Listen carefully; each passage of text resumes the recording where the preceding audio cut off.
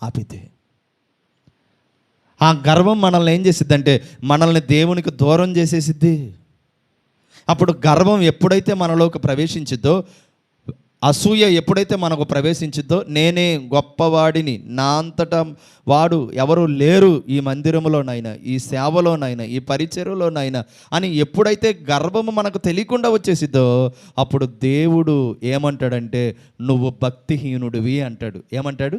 నువ్వు భక్తిహీనుడివి, నువ్వు భక్తిహీనురాలివి, నువ్వు నాకు దూరం అయిపోయావు, నేను నీకు దూరం అయిపోయాను అంటాడు దేవుడు. ముందు చదివాం కదా, భక్తిహీనులకు యెహోవా దూరస్తుడు.